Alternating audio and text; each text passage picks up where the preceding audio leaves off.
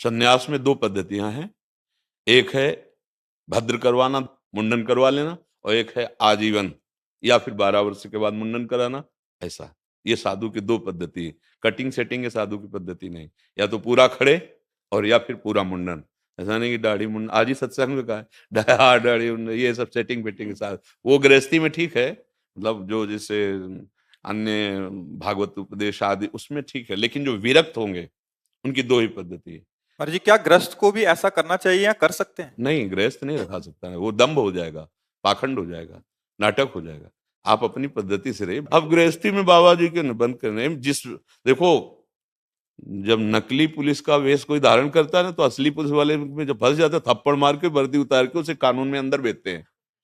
वही पुरुष है, वर्दी भी वही है, लेकिन कानूनी उसने पढ़ाई डिग्री करके कानूनी प्राप्त नहीं किया अधिकार, तो जब फंसेगा, मान लो कई ऐसे सूचना जैसे आती है ना कि बड़ा बिल्ला लगाए लोगों से, फिर जब फंसा असली पुलिस में तो फिर गड़बड़ हो जाए। तो ये दम्भ होता, इसीलिए अगस्त्य जी ने शाप दे दिया था महाराज इंद्रद्युम्न को, दाढ़ी बढ़ा ली और साधु का वेश रखकर तपस्या करे, तो वहां से गुजरे तो ना प्रणाम ना नमस्कार न, तो उन्होंने कहा ये वैराग्य का वेश तूने धारण के लिए किससे लिया, किस महापुरुष से? तो अपनी मनमानी कर जा, हाथी की तरह बैठा रहा, हाथी की योनि को प्राप्त हो जा। तो वही जो गजेंद्र, पर भगवान का अंदर से उन्होंने भजन किया था, तो अंतिम समय याद आया, तब हरि पुकारा, वही बज गए।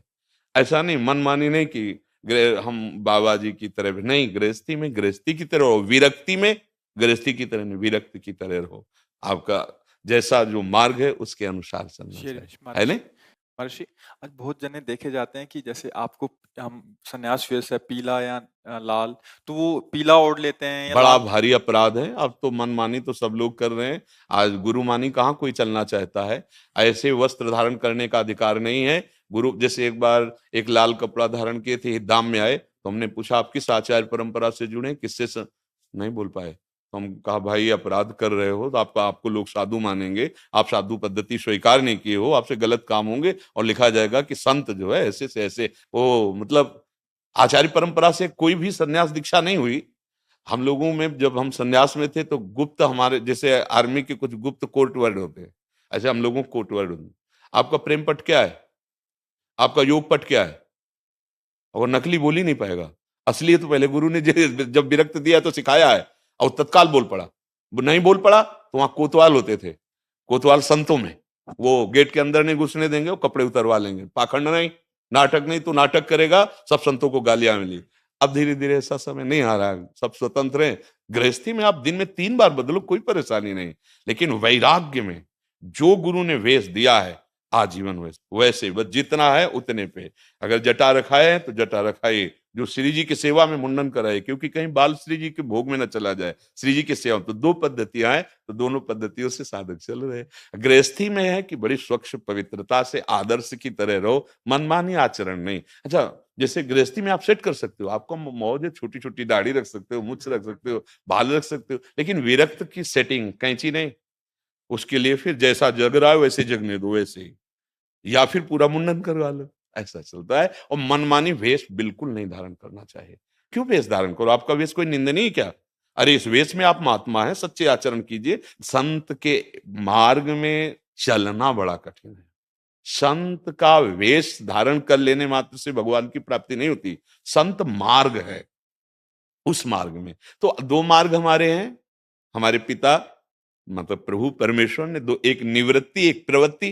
तो निवृत्ति मार्ग में हम जितने भी संप्रदाय के हैं, लाल पीले नीले जितने भी, ये सब निवृत्ति मार्ग के पथिक हो गए। प्रवृत्ति मार्ग आप गृहस्थी में, तो अपने अपने मार्ग से चले, पर हम दोनों घर पहुंचते हैं एक ही, हम दोनों के मिलने वाले पिता एक ही हैं, हम दोनों का आनंद एक ही है, पर अपने मार्ग को सही ढंग से समझ कर चले, तब वस्तु की प्राप्ति होती है। गृहस्थ धर्म बड़ा बंधनीय धर्म है। एक बार हमने वर्णन किया था इसे एकांतिक में, कि हम जितने विरक्त जन हैं गृहस्थी में ही पैदा हुए, चाहे जितना बड़ा महापुरुष हो, किसी माता पिता गृहस्थ के यहाँ ही, और चाहे जितना बड़ा महापुरुष हो, ये भिक्षा गृहस्थ से ही मिलती है, ये गृहस्थ से ही मिलते हैं। तो हम गृहस्थ धर्म, हम विरक्तों का पोषण करते हुए अपने बच्चे की तरह, और स्वयं नाम जप करता है, धर्म से चलता है, हमें लगता है मूल है, सबका मूल गृहस्थ धर्म है, वहीं से सबका प्रादुर्भाव हो रहा है। तो नैष्ठिक ब्रह्मचर्य, गृहस्थ, वानप्रस्थ, सन्यास। तो ये भाव कभी ना आए कि हम गृहस्थी में भगवान को प्राप्त नहीं कर सकते।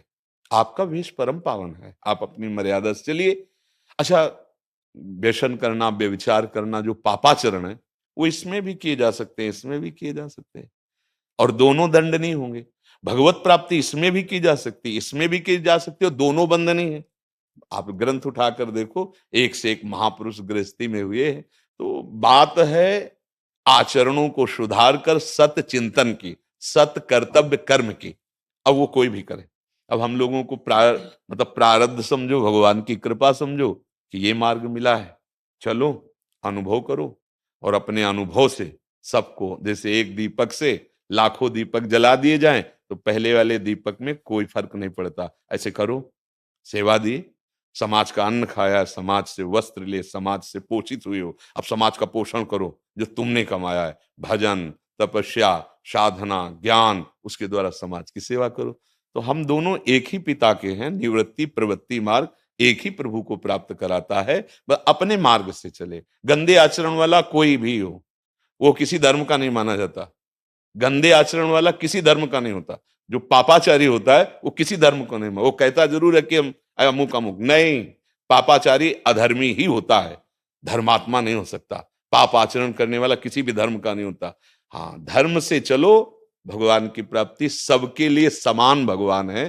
पुरुष नपुंसक नारी वा जीव चराचर कोय, सर्व भाव भज कपट तज मोहि परम प्रिय सोय। भगवान कह रहे मुझे परम प्रिय है।